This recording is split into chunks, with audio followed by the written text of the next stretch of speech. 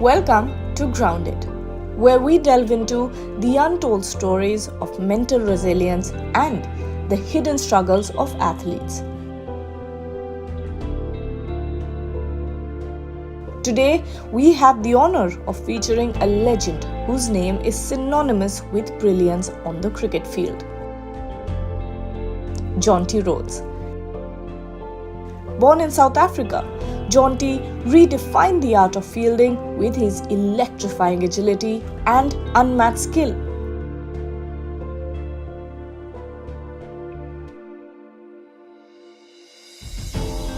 From gravity-defying dives to impossible runouts, Jonty set a new benchmark for fielders worldwide. As a former professional cricketer myself, I vividly remember the countless hours I have spent watching Jonty's training sessions and match highlights. His dedication, his technique, and his relentless pursuit of excellence were lessons I carried with me every time I stepped onto the field. Jonty was not just a player for me. He was not just a player I admired from afar. He was my virtual coach, guiding me through each dive and every throw. Life has a remarkable way of coming full circle. What started as a young cricketer's dream to emulate his hero has now brought me to this incredible moment. Sitting face to face with the very man who shaped my approach to the game. Today on Grounded, we explore the journey, the triumphs and the trials that Jonty Rhodes faced beyond the spotlight. Join me as we uncover the man behind the legend and learn how the spirit of resilience has guided him both on and off the field.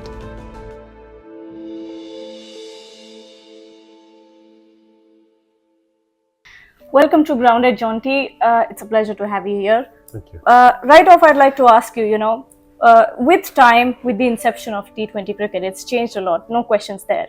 But I want to know, how much do you think has the game evolved? Where are the parts where T20 cricket has evolved, and what impact do you think that it has had on young players who are under this pressure to perform?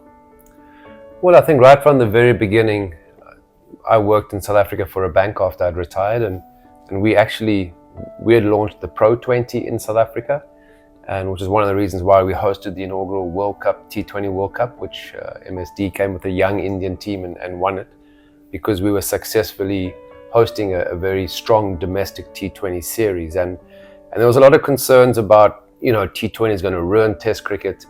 It's not going to be great for the game because it's going to destroy cricket as we know it. And all along, I'd always sort of reckoned that 50 over cricket possibly would be in danger, but the best players in the world still want to play Test cricket.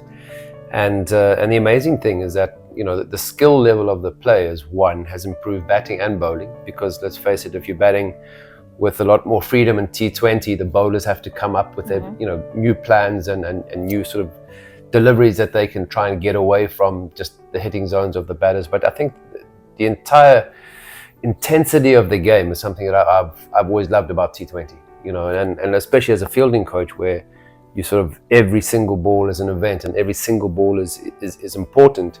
T20 cricket highlights that, and you can be fielding anyway. You can no longer just go third man, fine leg and think, well, okay, I can rest here in between overs.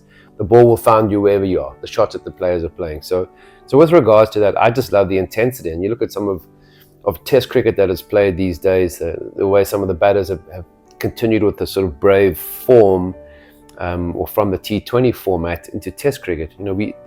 In the 90s, there used to be a saying amongst the batters that you're in the nervous 90s, so get to 91, take you half an hour before you got to 95, maybe 96, and then eventually if you got a Test 100. Whereas now, the modern era, players go from 90 to 94 to 100 with two shots sometimes, or 4 and 6, or reverse sweep, and they've become, I think, have taken the skills from T20 cricket into Test cricket too. So I just love the intensity that T20 cricket has infused into every format of the game. Since we're talking about T20s, there are these T20 leagues coming up worldwide. But this is putting a lot of young players under immense criticism, but also expectations and also praise. How do you think that affects their mental resilience? And as someone who's been in cricket for so long, how do you guide them to navigate through this pressure? It's quite difficult because I think as a coach for a long time, you kind of came in and that was your role, was to upskill the players within whichever franchise you were working with. And now there's some continuity because many of the franchises are involved with the various leagues around the world. But the young Indian players are obviously restricted here to playing in India only. So, I think what the pandemic taught us as a coaching staff and as a management staff is that you have to be more than just a skills-based relationship with the players in your environment, because throughout that isolation period with bio bubbles, there was no contact with anybody outside the group, the team group. Young players who weren't playing, some of the senior players even who playing internationally for their own country, not getting a start in an IPL team. You had to take on a lot more responsibility as a coach, because that sort of communication that you had as coach and as player in the group suddenly had to extend to a mentor and almost a family member to the player, because they didn't have access to that outside sort of comfort or support from friends and family, which is so important. And I think we as coaches realize that. So yeah, there's a lot of pressure on the young players coming through, but without the opportunity, you're not going to be able to say, hey, I want to take my game to the next level. Cricket is a game of skill, but it's certainly, from the shoulders up and between the ears, there's a big part of the game that is played in this sort of area. And it is important for youngsters.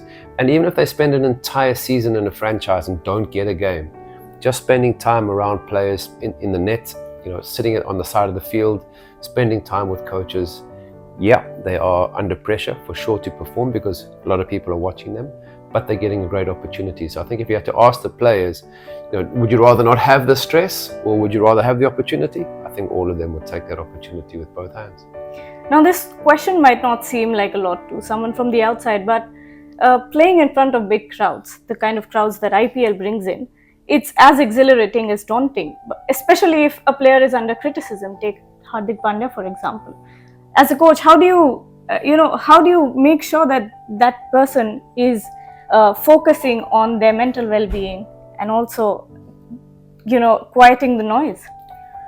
Well, as a coach, it's pretty tough because the players also only let you in as far as as they want. You can offer as much support as possible, but it's not a it's kind of a two-way street. So if the players that player feels like they need to just sort of get secure and be in and say they're fine.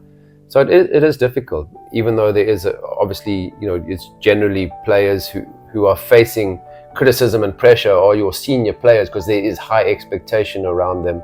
And a lot of the time now they'll have their own support base, but as long as they know that there's an open door from a communication point of view and from a support perspective, that's as much as you can do, because you don't want to be forcing anything on a player who's already feels like they're under pressure. So if that dialogue is available or that communication is open and available, and it needs to be consistent, you can't just say it for the sake of I'm here for you. That player must have a relationship with you and have seen you in the past, extending more than just your coaching expertise and having a shoulder for them to lean on occasionally. So it is, and that's the beauty of cricket. It's made up of so many different individuals, and each individual reacts differently under pressure.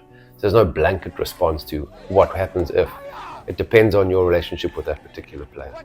You talked about reacting differently. Everyone reacts differently, but you've been in the sport for so long.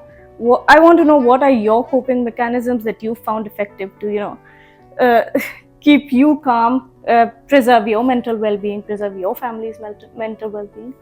Well, it's interesting because, from a cricket playing to a cricket coaching, my days on the cricket field, if you had 8 months of the year, that was a busy year. You generally had 4 to 5 months off away from the game, and families and individuals, players had that time just to regroup and recoup and, really rejuvenate for the next season. And now it's a continuous process from international to domestic. So whether it's playing for your state and then playing in different franchise leagues around the world, because it's not just T20, it's also T10. and generally wherever cricket's played, there's now competition. So there is no real break from the game. But I think from my point of view, I was really fortunate in that when I put down my cricketing tools and equipment, I am surfing, mountain biking, walking with family. You know, we spend time in Goa. We live on a beach in a very small house for 6 months, 5 months of the year. So we're able to disconnect from the game. Whereas a lot of the players, they leave here and they go on, there's a World Cup coming up, straight away. After that, there's international tours. So there is no real downtime. And it's, again, everybody is so different. Some players thrive off this continuous cricket. But for many, I suppose, mentally and emotionally, they need to find a way to have a break. And if it's not a physical break from the game, it is needing sort of downtime, even in the hotel, finding ways to sort of coping mechanism, whether it's breath work or yoga, or we're running ice baths here in the morning. More of the coaches than the players are jumping in those. So I'm still a bit frozen after my ice bath this morning.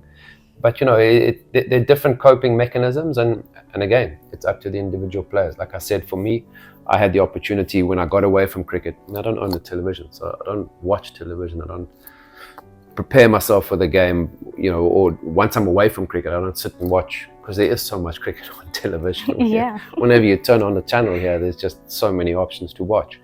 So from that point of view, I would just completely shut off from cricket and just spend time with family and doing things that allowed me to kind of just get fresh for the next season. And final question, mental health in sports has come a long way. But do you still think there's a need for support systems in cricket boards? Or do you think whatever is there already is sufficient enough? No, I think there's a real requirement for the around the mental health aspect, because I think in places like India, if you ask a young player if they're fine, or even a senior player, they'll say yes, they're fine. Because it's almost a case of, well, if we show weakness, then the coach might not select us. There's been, in the men and the women's game, there've been players, international, high quality players who've stepped away just saying we are not coping mentally and emotionally. And I think that needs to be a bit more accepted, because I think it's happening in the workplace across the world, where people are slowly but surely saying we've had this wave of tough times emotionally and mentally, and whatever industry you're in, and cricket is an industry, cricket is a business. Yeah. And if you're a high performing player or an up and coming player, we need to, I think, almost accept the fact that the mental side of the game is as important as the physical and the skill side. So I think there's more to be done, more of an acceptance around this area. And for players, I grew up with epilepsy as a young boy, and it was never a big issue because my parents never made it a big issue. But they weren't hiding the fact that I had epilepsy. It was just, they didn't make it a massive issue, but when I needed assistance, it was there. So I think, that the fact that there is a need and there are opportunities for players to get assistance, I think once it becomes a bit more accepted that, hey, you really can put the game aside, and you need to be not just physically and skill-wise well prepared, mentally and emotionally, you need to be strong too.